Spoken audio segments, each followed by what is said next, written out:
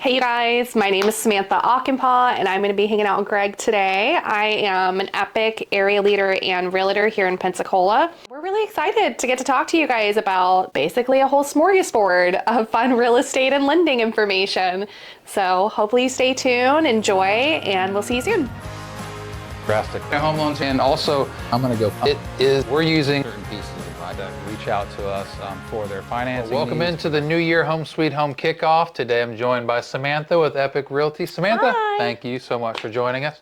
Let's talk a little bit about, recently you and I had the privilege to attend a vision board, which I know it's not too late out there if you guys want to do a vision board or complete them. So talk a little bit about your insight as we go into 2026 and maybe a focus that you have regarding real estate and your personal life.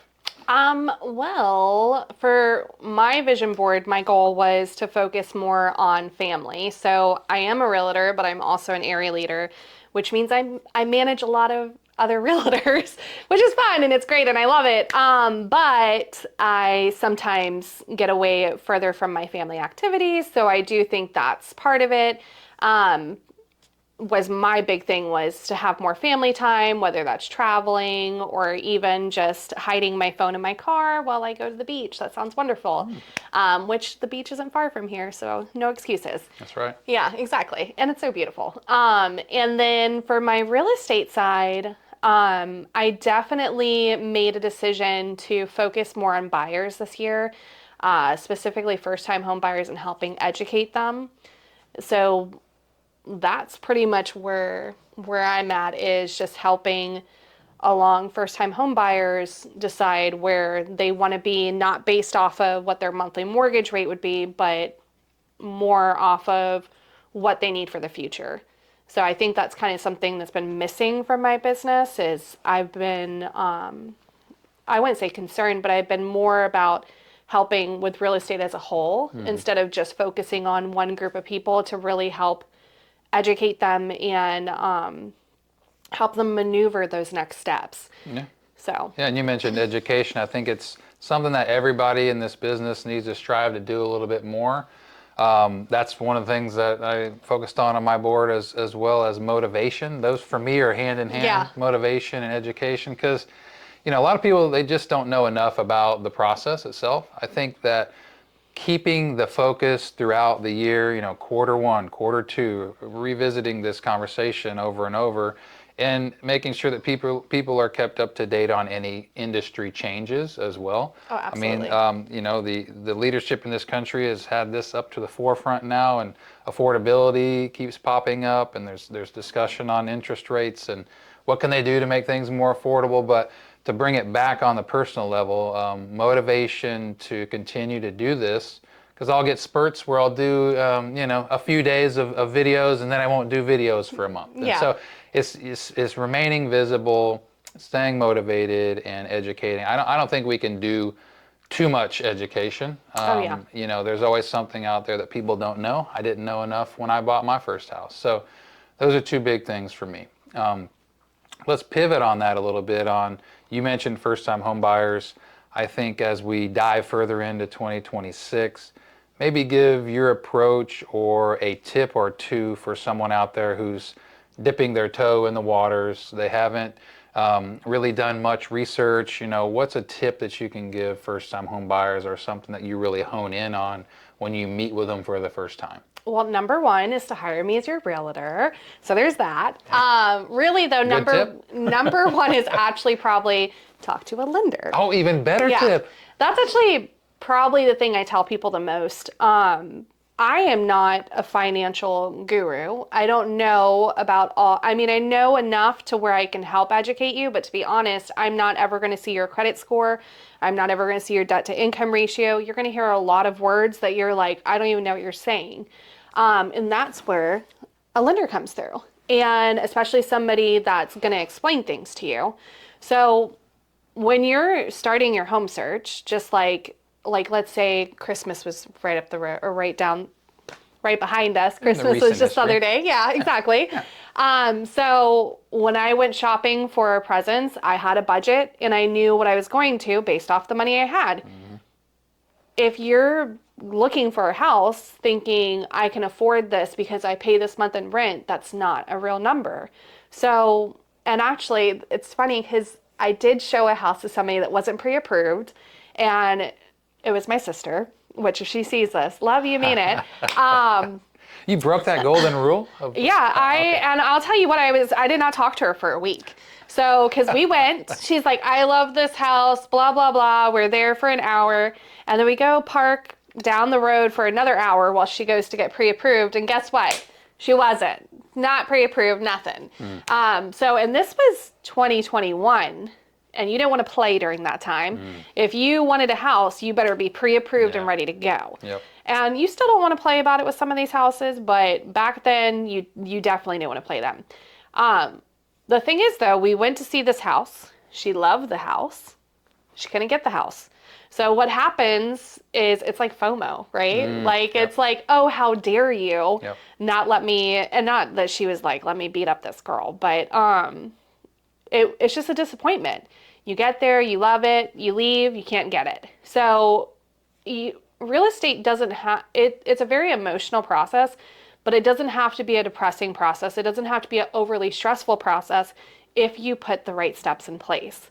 So talking to a lender and making sure that the amount of money you can actually purchase with, and it's so much more complicated than you can even think, because if you're going, yes, exactly. There's a lot that goes into it. So you're thinking, I know the purchase price, I can afford this. Do you know how much the insurance is going to be? Because if that roof's not, a certain age, you're going to be paying a higher premium. And property taxes. And property there's taxes. Another piece of it, which there's a lot out there about that. I know the governor's trying to help with not only the homeowner's insurance and property tax to make things more affordable also. Yep. But to piggyback on that, talking to a lender is huge, because you don't want to get out there and fall in love with a house that now ultimately you cannot buy. Yeah, exactly. For one, you're setting yourself up for disappointment. You're setting up your realtor for a bit of disappointment and wasting a little bit of time in the process. And I say that to mean the focus is still on the buyer. Yeah. We don't want to waste their time and their emotion. I mean, life's emotional enough. Now we're talking about the biggest purchase that people are going to make. So doing the piece of reaching out to a lender, I will even go as far as to say, speak to 3 lenders, and that's coming from a lender. Listen, the best thing for me is when someone brings a sheet back and they're comparing their sheet to my sheet, and we can really dive into it. Like say, hey, okay, they had a better rate. Well, are you paying for that? Like, are they charging you for it? Like, let's take a look at it. So, obviously, I want to earn your business, but I like to do it through transparency, through education and communication and discussion on what they're getting themselves into. A lot of people just think these fees are standard fees that they get on a fee sheet, and they don't have to be. Yeah. We're using title company estimate up front. We're not going to know what those fees are until you pick a title company, and now we can really dive into that as the further we go down the process. But we want to give you an idea. We have a mortgage calculator on our website. If you're looking to purchase a home, that's also something to play around with the numbers a little bit. Mortgage calculators are good. Try it at homeloans.com. We have one there. I like to use one off NerdWallet also. So very important to know what you can afford. And as we dive into tax season, income tax filing season, that's another thing that, hey, a lot of folks are looking forward to refunds. Or you're 1099 and you love your write-offs. I get it. I love my write-offs. And I'm glad you said that, though, because as you're trying to qualify for a mortgage, though, I would not get approved for nothing. If you're 1099, you own your own business, it's really important as to what you do write off. Yeah. How much money is truly the verified income for your lender? That's important. So, which is setting a plan. So if you're a 1099 employee and you're planning on buying or even refinancing, they do refis too, you have to make sure you're taking a look at what you're writing off, because what you're doing, and that's another reason why you want to talk to a lender, because they can see what you did do and how you need to make adjustments. So it's not just, I know I make the money. Well, that's all fine and dandy. That's not what the underwriter cares about. Right. You know, they care about what's on the paper. Yep. So. And what's your history of that? What's your 2-year history of your income tax filing? We need to dive in and find that out. It's going to make a big difference. So don't just come into it thinking, well, I made X amount of dollars as a self-employed individual. Keep an eye on what the write-offs are as well. So that goes into the education piece, because if someone is buying a home for the first time and they're just thinking, well, you know, I made this much, so Yeah. I can qualify for this much, just keep that in mind. So, and I think it's the same thing with servers now too. If you're in the service industry, you have like. Just depends. It just depends on how your tax filing is. Okay, Really because does. I remember, so I was a server for a really long time. I was actually a server at Fish House for 12 okay. years, yeah. But I remember when I went to go, actually, I had a friend that went to go get approved before me, and it was perfect because he set the tone for what I Oh, need to know, yeah. which is if you get cash tips, deposit those and include those if you're looking to get approved, because if you're having cash deposits with no paper trail, that's not very well liked. Yeah. No tax on tips was a lot. You heard that a lot in the last election cycle. So if you have any questions at all on that, talk to your income tax preparer as well and ask them a lot of questions. So that way you're not caught off guard by that also. Yeah, which I love that you say that too, because I think it's very important to realize, like, again, realtor, I'm not a lender, I'm not a credit adjuster, I'm not an insurance agent, I'm not tax specialist, but I know people that can do that, and that's absolutely what we need. You need a team of people. So, for instance, we talked about insurance. That's something that I now check before we even put in offers. Is there anything we need to know about beforehand that's going to be an issue that can have a problem with what your monthly mortgage payment's going to be? And just to a random thing, thinking about resale in the future too. If you go to purchase it now and there's things that haven't been done to the house because you and the seller, you really want the house, you agreed to it, the roof didn't get done, or the HVAC didn't get done, or the the hot water heater didn't get done, and well, you go to resell it in 3 to 5 years, and what happens? You have to pay for those things. So any equity you made in the house while you're owning it is gone. So it's just. Yeah, all good things to point out, because those are key items that are going to make a difference on your homeowner's insurance.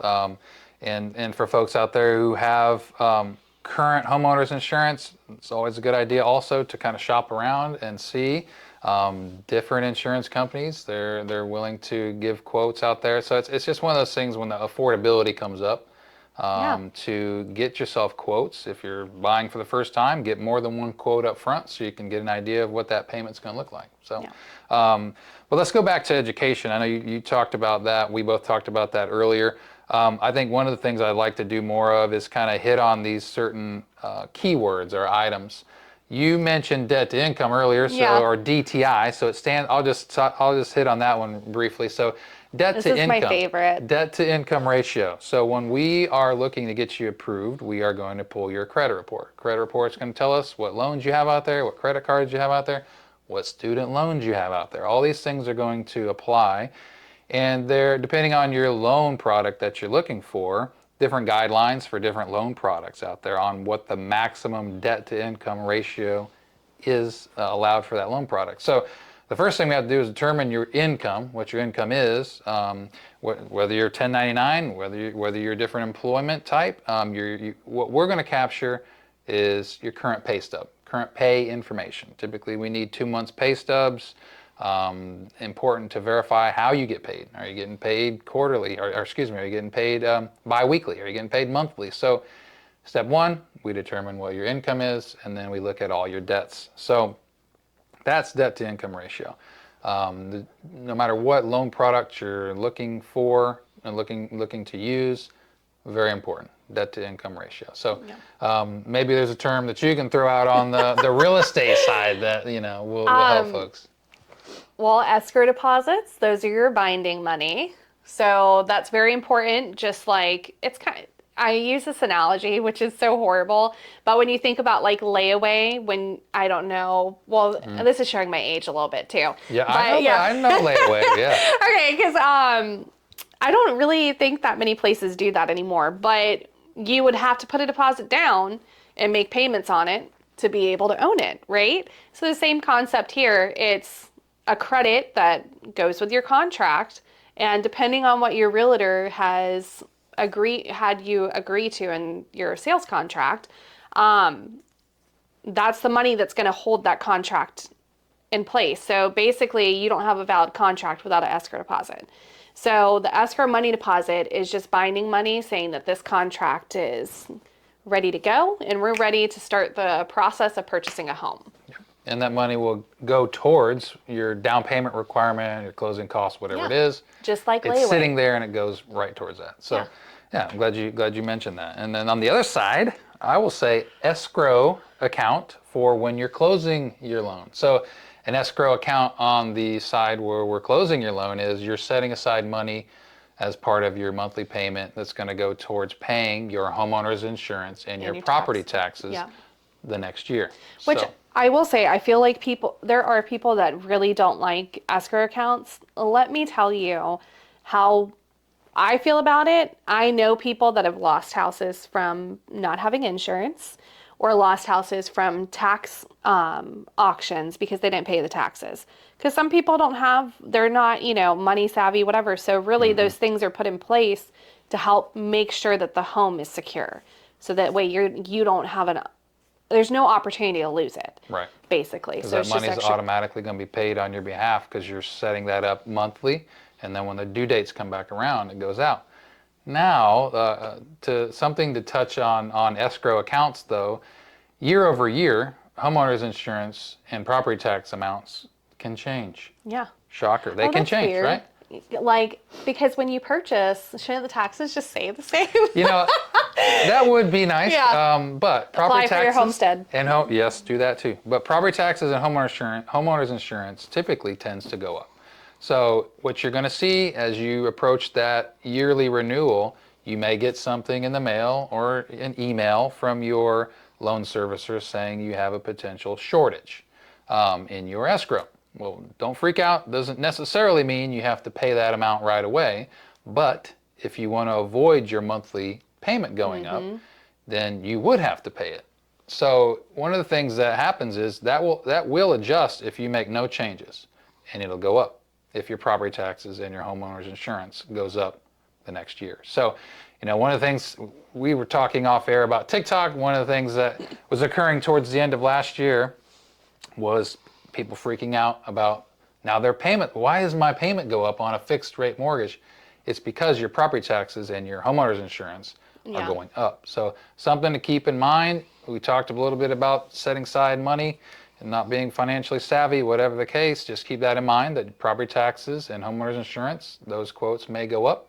The goal is that hopefully they don't go up very much, so that you're having a real big sticker shock on your price of your payment going up. So that's something I wanted to touch on also. Yeah, which to keep your property taxes from shooting up, you need to apply for the homestead. Like, get your new IDs, go down to the tax office, apply for the homestead. If you're 100% military disabled veteran, you don't have to pay property taxes. And why should you? You serve this country. That's, exactly. You know what I mean? You should be getting all the free things, to be honest. But, so make sure you're applying for your homestead. If your insurance, and actually I get a lot of people that talk to me about this when their insurance rates shoot up.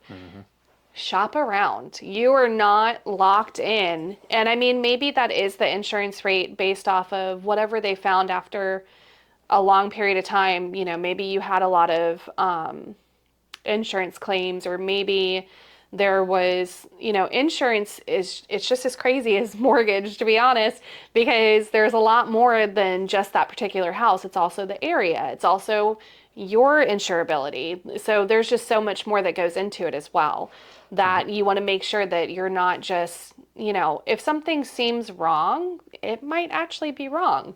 And it might be a good time to talk to basically a home inspector that may be able to do a 4-point inspection or wind mitigation. Those are things that when insurers hear that, they perk up a little bit, because those are things that could lead to potential discounts if you're getting a good report on that. So which, if you bought a house and you've done any updates to it, get a new wind mitigation and 4-point. because it can definitely help you with your insurance quote. Yep. What about here locally in the Pensacola area, just giving your insight on what you're seeing in the market currently, and how that's impacting things as a whole? Okay. What would you say? So we're definitely oversaturated right now. We have a lot of listings and not enough buyers. However, I will say in this past 6 weeks, we've seen an influx of buyers, which is a bit odd because it's holiday time. I mean, holidays are over, but it was holiday time. So, and I feel like that's kind of an indicator of what this year is going to be for us. I think that not only the governor talking about getting rid of property taxes, and we don't know if that's really going to happen or not, but the interest rates going down, the possibility of that. Hopefully everyone is paying attention to what's going on with insurance companies as well. They just had a bunch of new, I don't even know if I'd say reforms on them, but to where the rates are going down too. So I think that there's a lot of things that people aren't aware of that can help them be a homeowner, which I will tell you, when I purchased my first house, before we purchased our first house, we were renting. And one of the townhomes across the street was for sale. It was $60,000. Oh. It's $200,000 now. So there you go for how I feel about that. But it was $60,000. My husband said, we should buy that townhome. We can stay there for a little bit. We were a very small family at the time. It was just me, him, and I was pregnant. And I said, no, we're not doing that. We're absolutely not. We're not ready, blah, blah, blah. But the reality of it is, if we had bought it and stayed there and used it as a rental or sold it, we would have already been at an advantage point. Now, luckily, we did buy a house that we didn't have to pay rent for, and we did build our equity. And after 5 years, we sold it for a lot more money than we bought it for, and we did a lot of things to it. But I feel like the market right now, it is starting to pick up a little bit more.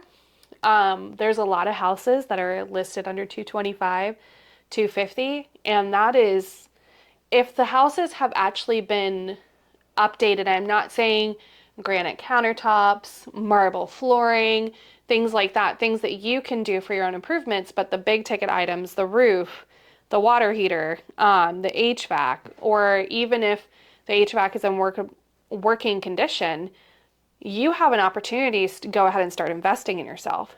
So 5, 6 years from now, instead of paying someone else $1,500, $1,600 a month, you're putting that back into the house, and all of those things were already done. So you're going to be making money, potentially, if you're shopping correctly. Yeah, and I think the mindset of it doesn't have to be your forever home, especially if it's your first home. I mean, I think if you look back, don't quote me on this, but over the last 30 years, I think there's been 3, maybe 4 years where there's been a noticeable decrease in house value. I think it was 3. I think it was 3 and it was also. not I was giving myself a buffer. It was not recently either. Yeah, right. So I mean, that tells you something that it's. I mean, if you're looking and shopping and really paying attention and even asking questions, there's closing cost assistant programs. There's things that can help you get into a house. It doesn't have to be. It's not so unthinkable, or it's going to be such an issue that you think like, oh my gosh, this is going to be so hard. When you're working with the right people that can explain to you how you need to get there or what you need to do, steps, and it's always nice to make a plan. Oh yeah. If you're in your 20s, I remember being in my 20s. It was yesterday, so but if you're in your 20s, I don't remember mine. Yeah. Oh well, I remember mine. It was really kidding. No, I'm just kidding. But if you're looking to buy, I have friends, service industry friends, they bought a house, they rented it to people that worked with us, and they paid off their house in 6 years. So, wow. I mean, you're literally just looking to invest in yourself and build up your wealth. And I know it's kind of one of those debatable things where people say, well, it's actually not creating wealth, or, my mom sent me an article about this. I got very upset with her. I love you, Mom. But it's talking about everyone's situation is different. Maybe it's not something that you're comfortable with taking over the homeownership side because of the things that you have to do to a home to upkeep. Mm-hmm.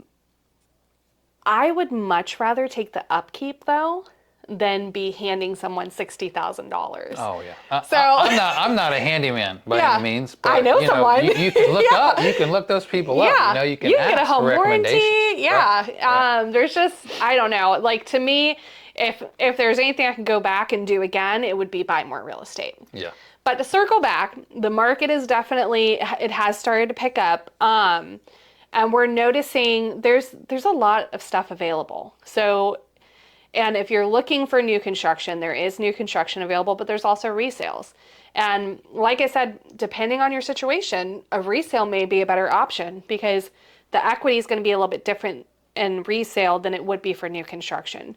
So it's just definitely something that you would have to have a conversation about. There's no black and white area. It's literally based off of your situation. Yeah. Yeah, and I think having a plan, the trend on the lending side is that rates have been trending downward a bit. There's a lot of pressure being put on the chairman Powell, and he's going to be replaced soon. They just urged Fannie Mae and Freddie Mac to buy $200 billion in mortgage bonds. That's putting a lot of pressure, and it's going to impact the interest rates. If that's something that occurs, that's going to drive interest rates down. You can say what you want on whether or not that's a good idea, whether or not that's the right thing for the administration to put pressure on. I mean, I'm not big on politics, so that's not what this is about. But you have to stay aware of what's happening because it is going to impact the industry quite a bit. So I think the last thing I'll mention on that is just to have yourself prepared. Speak with the lender and a realtor and get familiar with terms. Ask questions. If there's any questions you got based off watching this, write them down and give her a call, give myself a call. But being prepared, keeping an eye, and keeping a pulse on what's going on is important so that you don't miss out on the right opportunity. Absolutely. And I love to talk, so you can just put yourself on mute and I'll just talk the whole time. All right, so in closing, do you have any New Year's resolutions or more specifically goals that you want to focus on for 2026? So I'm so happy you said goals because I'm not a big resolution person. I feel like they're very easy to give up on. For instance, if I said I'm not going to eat chocolate this year, that's a lie. Or eating better. I'm going to eat better, which is kind of one of my, it fades away by February. Yeah. January 3rd, let's be serious for me. I'm like, no, chocolate and I are besties above the resties. Yeah. But goals, I definitely have made it a goal this year to help educate people more on the buying process for real estate, as well as listing houses too. I think that a lot of that is sometimes we get so excited about helping someone that we kind of miss some of the key points to tell them, so I think that's been my big thing for me this year is helping people understand exactly what they're doing so they know the process, they know what's going to happen, they know what the next step will be, and really spending time with my family. That's big. Yeah. I think growing my relationship with my boys is also one of mine. I have two young kids, 8 and 5, and growing my patience. I've been praying a little more at church. I'm like, church helps. Church helps with the patience. We need to grow this patience thing here. Yeah. They're 8 and 5, so let's not press my luck and think that they know everything already. So growing that bond is one of mine also. And yes, eating better. I have been following a few more things online on better recipes, so I'm going to try to do more of that. My dad actually was a chef. He had his own restaurant. But me, I'm not a chef. And I don't like to be, but I need to work on that. I actually love cooking. It's a problem. Yeah. Okay. I love Creole food, so I just made like this fried green tomato stack with crab meat and homemade remoulade sauce the other day. So I guess I need to ask her for recipes then. Yeah, I got all the recipes. Like I said, I was a server for a very long time, so I'm very bougie when it comes to food. So. All right. Yeah. Well, thanks so much for your time. Yeah. I appreciate you coming in, and I guess we'll be the last to say Happy New Year out there. Happy New Year.